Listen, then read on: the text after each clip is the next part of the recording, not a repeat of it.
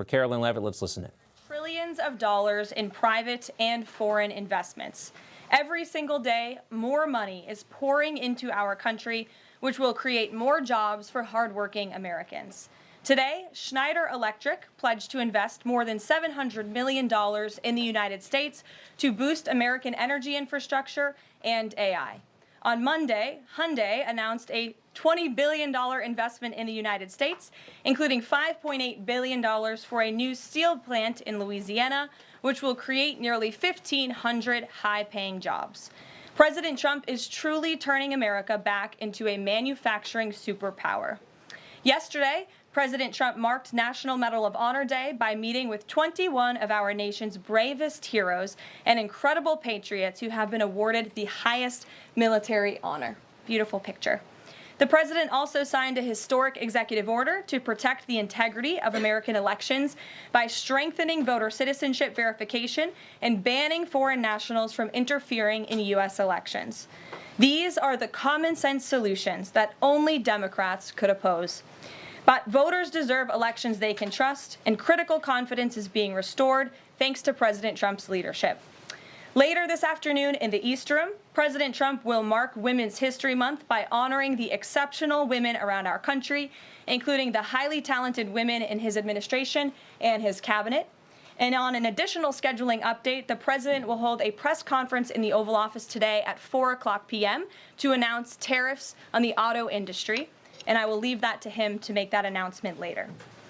Unfortunately, all of this good is happening for our country. This administration is working hard on behalf of the American public every day, but the mainstream media continues to be focused on a sensationalized story from the failing Atlantic magazine that is falling apart by the hour. Here are the facts. The National Security Advisor has taken responsibility for this matter, and the National Security Council immediately said, alongside the White House counsel's office, that they are looking into how a reporter's number was inadvertently added to this messaging thread. We have said all along that no classified material was sent on this messaging thread. There were no locations, no sources, or methods revealed, and there were certainly no war plans discussed. The Atlantic has even admitted this themselves. Their release of these internal messages validates the truth, which we have been saying all along. If this story proves anything, it proves that Democrats and their propagandists in the mainstream media know how to fabricate, orchestrate, and disseminate a misinformation campaign quite well. And there's arguably no one in the media who loves manufacturing and pushing hoaxes more than Jeffrey Goldberg. Goldberg is an anti-Trump hater. He is a registered Democrat. Goldberg's wife is also a registered Democrat and a big Democrat donor who used to work under who? Hillary Clinton. This is the same Jeffrey Goldberg who infamously lied about weapons of mass destruction to get us into the Iraq War, which cost trillions of dollars and thousands of American soldiers. And how else has Goldberg discredited himself? By absurdly claiming that President Trump was Vladimir Putin during the 2016 campaign, by peddling the Russia, Russia, Russia hoax that tried to hijack President Trump's first term, by inventing the suckers and losers hoax to help Joe Biden in the 2020 election, by peddling a hoax about President Trump involving Gold Star families to help Kamala Harris in the 2024 election, which our campaign at the time vigorously denied. Jeffrey Goldberg didn't care. There's more, but we don't have all day, and we can now add this signal hoax to this very long list. The real story here is the overwhelming success of President Trump's decisive military action against Houthi terrorists. On March 15th, President Trump ordered a series of military operations against the terrorist Houthis to defend U.S. shipping assets in the Red Sea, restore freedom of navigation for international shipping, and defend the United States from enemy threats. United States forces successfully struck dozens of targets across Houthi-controlled territory. And as a result of these actions, several Houthi leaders were killed, including the Houthi drone chief, his deputy, and several of their drone experts and other key leaders. We also destroyed command and controlled facilities, weapons manufacturing facilities, and advanced weapons storage locations. And it's important to remember why this powerful action took place in the first place. Because of Joe Biden's incompetence and pathetic weakness on the world stage for years. the Houthi terrorists grew emboldened. Immediately after taking office in 2021, Joe Biden removed the Iran-backed Houthis from the foreign terrorist organization and specifically designated global terrorist list. Did anybody in this room ask the Biden administration at the time why they made such a stupid mistake? This reckless action undid the designation put in place by President Trump during his first term, and what followed was predictable and devastating.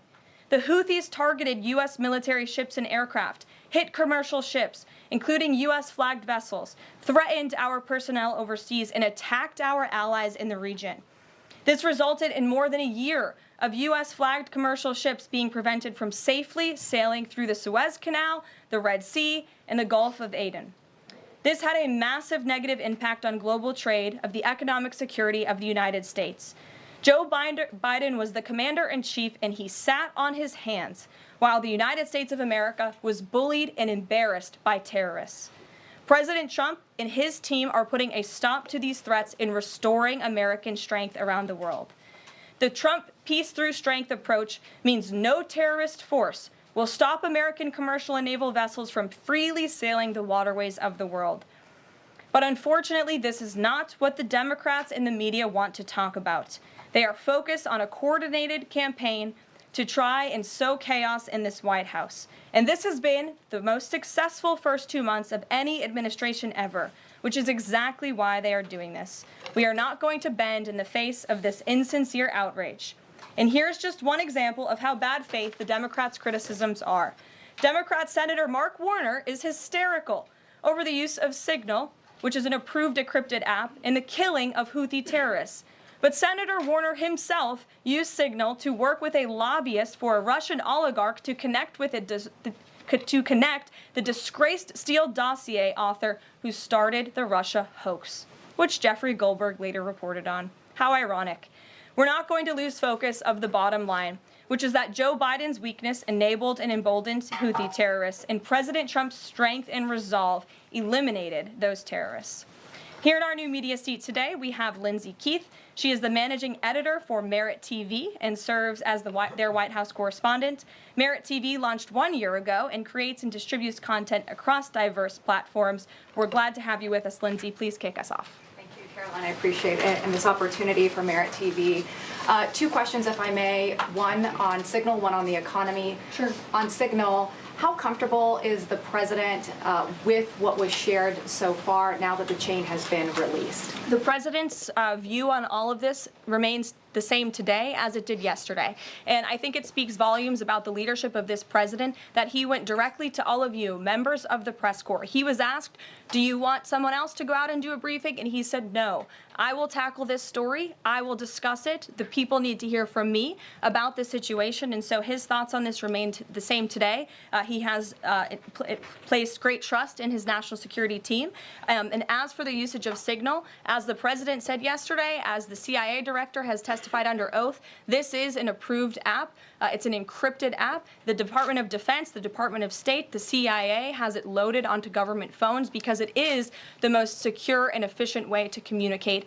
As for, again, the original situation in this messaging thread, the National Security Council, the White House counsel's office continues to look in to how this mistake, which the National Security Advisor has owned, occurred, and the president has ensured they are doing that.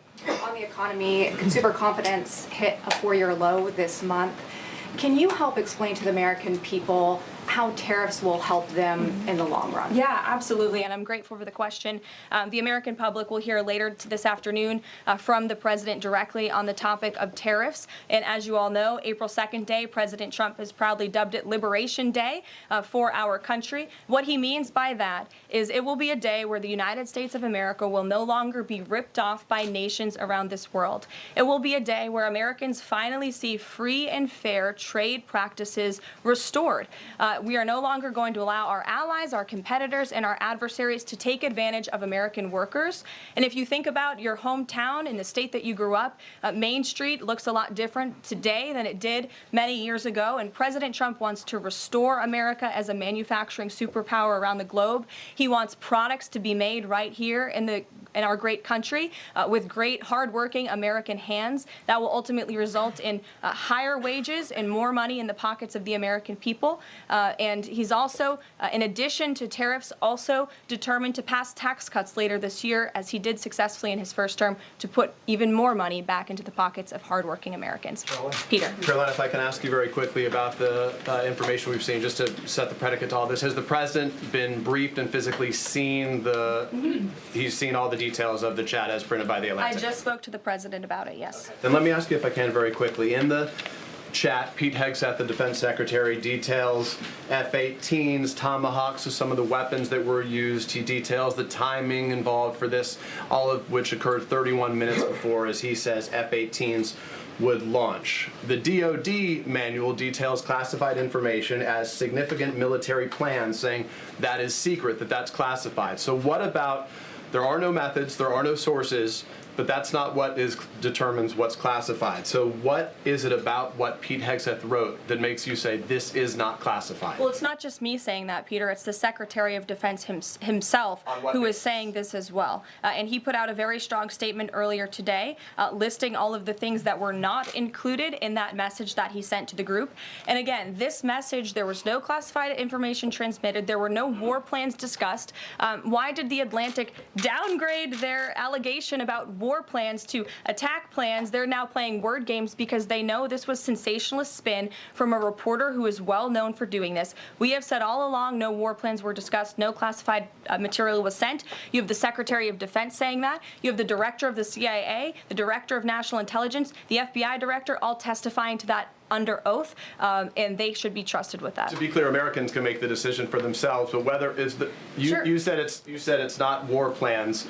Would you characterize these as military plans, military operation plans? I would characterize this messaging thread as a policy discussion, a sensitive policy discussion, surely, amongst high-level cabinet officials and senior staff. And I'm so glad, Peter, that you said the American public can decide for themselves, because I think the American public should decide for themselves based on the outcome of this operation. And what happened in this operation? Terrorists that were allowed to run wild by the Biden administration were killed because of the direction and the determination of this president and his team. And this message also shows, this messaging thread also proved that President Trump has an incredibly dynamic team who is working incredibly hard, flying all over the world to secure world peace and to fix up the foreign policy crises that the previous administration left for this team to inherit. So to be clear, we all in this room and around the country would agree that we're glad no American service members were harmed, and we're glad that the mission was a success. We'll stipulate that. But the president said that Pete Hegseth said none of this was classified. So given the president has seen it now, and given the president understands that significant military plans are deemed classified as secret, how does the president view none of this, which details times and weapons and more, as being not classified? I've already been asked and answered this question. The president's thoughts on this remain the same today as they were yesterday, On what basis, as well as the Secretary of Defense. This question has been asked and answered. There was no classified material discussed. Jackie. On what basis I was asking? Go ahead, Jackie. Thank you, Caroline. So why aren't launch times on a mission strike classified? Again, I would defer you to the Secretary of Defense's statement he put out this morning. There were various reasons he listed, things that were not included in that messaging thread that were not classified. And again, going back to the American public, do you trust the Secretary of Defense, who was nominated for this role, voted by the United States Senate into this role, who has served in combat, honorably served our nation in uniform? Or do you trust Jeffrey Goldberg, who is a registered Democrat and an anti-Trump sensationalist reporter? This president and this national security team are putting our national security and the American people first. We are restoring American strength around the world, and the results of this operation speak for themselves. Putting aside Jeffrey Goldberg, though, just for American service members who are going to have to carry out these missions in the future, what I guess the message that's coming from the response to all this that we're hearing is that nothing sensitive happened. And I guess the logical conclusion of that is that if these messages had gone out publicly prior to the launch, that wouldn't have been a risk to service members. I don't know that they're comfortable with that. So can you explain, had these messages been published, would the plans have moved forward? Would the launch have still taken off? What I can tell you is that the President, as the Commander-in-Chief of our United States Armed Forces, and Secretary Pete Hegseth who is an incredible man and a warfighter himself, take the lives of our American service members with the utmost responsibility, and they would never do anything intentionally to put their lives at risk. And again, they are working hard on that every single day, and we are protecting our service members while also restoring peace throughout this globe. It's something the previous administration has not done. And I would just add one more point. We are not going to be lectured about national security and American troops by Democrats and the mainstream media who turned the other cheek when the Biden administration, because of their incompetence, left 13 service members dead in Afghanistan, and not a single person in the previous administration was held accountable for that botched withdrawal. Joe Biden said, in fact, it was a great operation. That is despicable. It's unacceptable to this president and this Secretary of Defense. The National Security Advisor has taken responsibility for this inadvertent number being added to the messaging thread. But above all, we take the lives of our troops, safety, security, prosperity around the globe with the utmost seriousness. Goldberg's intentions, do you believe Jennifer, that he go would ahead. release that to embarrass the administration ahead of the worldwide threats? Jennifer, go ahead. Given what you've said about the president's trust in his national security team, can you say definitively that no one will lose their jobs? No one will lose their job at all because of this signal situation? What I can say definitively is what I just spoke to the president about, and he continues to have confidence in his national security team. One more, can I ask one more, Karen? On the targets in Yemen on March 15th, can you say were 100% of the targets that were planned for March 15th, were they all destroyed? Because that would be an indication if some of them were moved or they were not all hit, that maybe perhaps some of the enemies were able to get some of the information in that signals channel. What I can say about the operation is what the Department of Defense has put out there. I would refer to them for any further operational details. But there have been more than 100 strikes conducted against Houthi targets, and they have hit key Houthi leaders, air defense systems, command and control nodes, headquarters, weapons manufacturing and storage facilities. And these operations will continue until the freedom of navigation in our seas is restored and U.S. shipping can safely transmit without the fear of attack. And again, we believe that this has been a very successful operation thus far, and it will continue until this administration feels it no longer has to, and these terrorists have been taken out, which again is something the previous administration should have done, but they didn't, and now we've inherited this crisis. Stephen. Thank you, Karoline. I'd like to clarify something about the investigation and also ask about some conservative commentary. On the investigation, Mike Waltz said last night that he had spoken to Elon Musk about figuring out how Jeffrey Goldberg's number got in his phone. You mentioned the NSC and the White House counsel's office investigating. Can you just clarify who is investigating, who's leading that, and also Dave Portnoy, who endorsed President Trump, said today that he thinks that Mike Waltz should leave. Could you respond to that? Sure. Great respect for Dave Portnoy, but I just answered that previous question from Jennifer. As for your original question about who's looking into the messaging thread, the National Security Council, the White House counsel's office, and also, yes, Elon Musk's team. Elon Musk has offered to put his technical experts on this to figure out how this number was inadvertently added to the chat. Again, to take responsibility and ensure this can never happen again. I have two questions. One on a follow-up on something you just said. But since we have these messages released, and you said that the president has now personally reviewed them, at the chat at one point, Pete Hegseth wrote 14-15 strike drones on target, and in all caps he said, "This is when the first bombs will definitely drop." Does the president feel that he was misled by his national security advisors, whoever it was that told him there was no classified information in there, now that he's seen these messages? I've now been asked and answered this question 3 times by the both of you, and I've given you my answer. The president feels the same today as he did yesterday. Okay. Philip. And on my follow-up on what you had just No, said. go ahead, Philip. I have a Caitlin, quick- I'm not taking your follow-up. The Vice Philip. President I have a follow-up on something you expressed just said, though, Caroline. That's Caitlin, regarding I'm not Jeffrey taking Goldberg. your follow-up. Philip, go ahead. I've called Thank on you. The Vice President seemed to express some frustration that Europe wasn't doing more to police waterways in their backyard, noting in that signal thread that 40% of European trade goes through the Suez Canal. Does the President share that opinion and frustration? And then going forward, should the Europeans be responsible for policing that waterway? Well, the president was asked this question yesterday by the pool in the cabinet room, and he answered this question. He said yes, he believes that Europe has been, as the vice president put it, freeloading on the backs of American taxpayers and off the backs of the United States of America, and he wants to ensure that Europe pays their fair share. He's always been very honest and upfront about that, and I think the vice president shares those concerns with him as well. And then one more. Sure. Enlisted soldiers, sailors, and Marines would face consequences if they shared this type of information inadvertently with a reporter. Can you tell us more why the president is so willing to give Mike Waltz a mulligan here? Again, I have now been asked and answered this same question using different language multiple times. If anybody has another question, there's a lot of different things going on in the world. We have tariffs possibly being implemented later today. The president is going to talk about that at 4 o'clock this afternoon. Sure, go ahead. Okay, thank you for taking my question. I wanted to first and foremost thank the administration for the election integrity executive order, because so many journalists for 4 years were banned from talking about this very subject. So thank you to the administration for that. My question is, yesterday President Trump, when signing the order, said that there is more to come when it comes to election integrity. Would that include same-day voting and hand-counted paper ballots?